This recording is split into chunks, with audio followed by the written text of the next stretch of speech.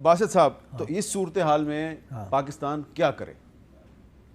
اس صورتحال میں دیکھیے، پہلے تو ہم نے ایک آج اچھا کام کیا، فارن آفس میں ایک جموں اور کشمیر سیل بنا دیا گیا، جس میں قاضی صاحب نے بالکل درست فرمایا، ہمیں اپنی ایک اگریسو ڈپلومیسی لانچ کرنی ہے۔ آئی او کے میں کیا ہوتا ہے ابھی ٹائم ول ٹیل کہ کس طرح وہاں پہ کرفیو جب ہٹتا ہے تو کس طرح ریزسٹنس ہوتی ہے، کتنے عرصے تک چلتی ہے۔ فرض کریں کہ وہ ریزسٹنس ہوتی ہے۔ ہاں دیکھیں، برہان وانی کے تقریباً شہادت کے بعد 8 جولائی 2016 کو 3 مہینے تک یہ پرابلمز رہے تھے۔ میرا سوال یہ ہے کہ فرض کریں کہ وہ ریزسٹنس پہلے بھی انہوں نے کی ہے، ابھی بھی ہم کہہ رہے ہیں جی ہوگی نہیں ہوگی، فرض کریں دوبارہ ہوتی ہے تو اس کے بعد آپ کیا کریں گے؟ وہ تو ریزسٹ کرتے جائیں گے، آپ کیا کریں گے؟ نہیں، ہم بہت کچھ کر سکتے ہیں۔ دیکھیں، ایک دو تین چیزوں کا خیال رکھنا چاہیے کہ ہم کیا کر سکتے ہیں۔ آپ کو یاد ہوگا برہان وانی جب یہ سارا معاملہ چل رہا تھا مقبوضہ جموں اور کشمیر میں، تو 18 ستمبر کو اڑی کا واقعہ ہوا تھا، جو 5 دن پہلے ہمارے وزیر اعظم اس وقت کے جو تھے، اقوام متحدہ میں تقریر تھی ان کی۔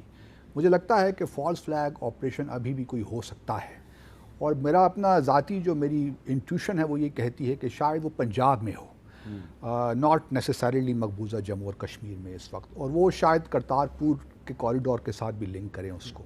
تو ایک خطرہ یہ بھی ہے، اس کے لیے بھی ہمیں تیار رہنا ہے کہ ایک فالس فلیگ آپریشن کر کے ایل او سی پہ سچویشن کو ایسکیلیٹ کیا جا سکتا ہے، وہ خطرہ اپنی جگہ موجود ہے۔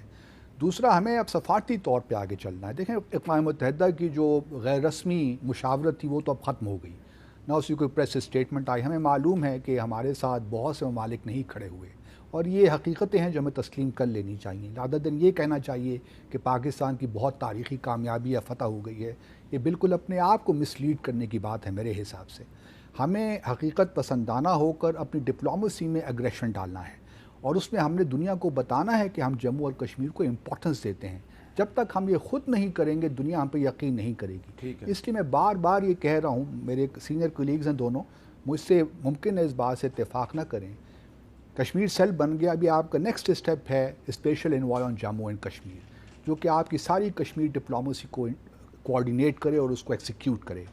دنیا کو بتانا ہے کہ ہمارے لیے امپورٹنس ہے، اس وجہ سے یہ کام بڑا ضروری ہے۔ پھر آپ نے جو کشمیری ڈائسپورا ہے دنیا میں، ایک انٹرنیشنل کنونشن آپ کریں لنڈن میں، اس سے آپ ایک ریزولوشن نکالیے۔ ہمارے پرائم منسٹر ابھی UN جائیں گے سیشن میں، وہاں پہ کام ہو سکتا ہے۔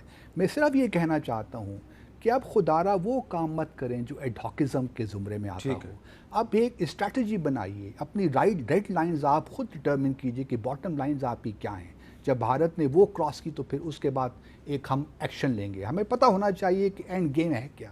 ابھی بدقسمتی کے ساتھ جو میں نے دیکھا پچھلے 10-15 سالوں میں، ہمیں اینڈ گیم کا نہیں پتہ کہ ہم کیا اینڈ گیم چاہتے ہیں کشمیر سے۔ کبھی 4 پوائنٹ فارمولہ آ جاتا ہے، کبھی نواز صاحب بالکل بچ جاتے ہیں، اوفا ایگریمنٹ سے جموں اور کشمیر ہی نکل جاتا ہے، اور قاضی صاحب نے ایک آرٹیکل لکھا تھا اوفا گوفا، اسی قسم کا تھا سر۔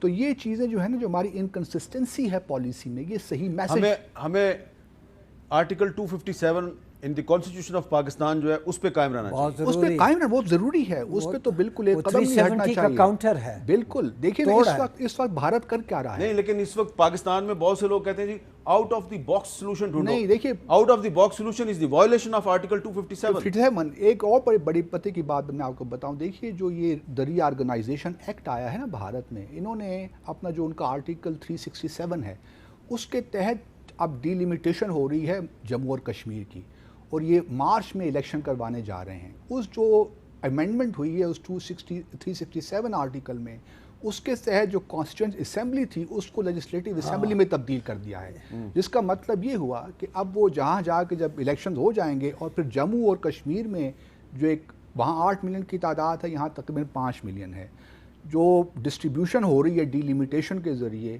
اس میں 42 سیٹیں آئیں گی جموں کے پاس اور 45 ہوں گی کشمیر کے پاس۔ اور یہ اس وقت کوشش ان کی یہ ہوگی کہ تمام کشمیری کشمیر میں بائیکاٹ کریں، تاکہ وہاں کے ان کی پروسیس الیکٹ ہو کے لیجسلیٹو اسمبلی میں آئیں، اور پھر جو پارلیمنٹ نے ایکشن لیا اس کو وہاں سے اپروو کروا دیں۔ تو وہ اپنی گیم بڑے میتھوڈیکلی کھیل رہے ہیں، ہمیں کلیئر ہونا چاہیے کہ ہم نے کیا کرنا ہے۔ ہمیں 257 پہ رہنا چاہیے۔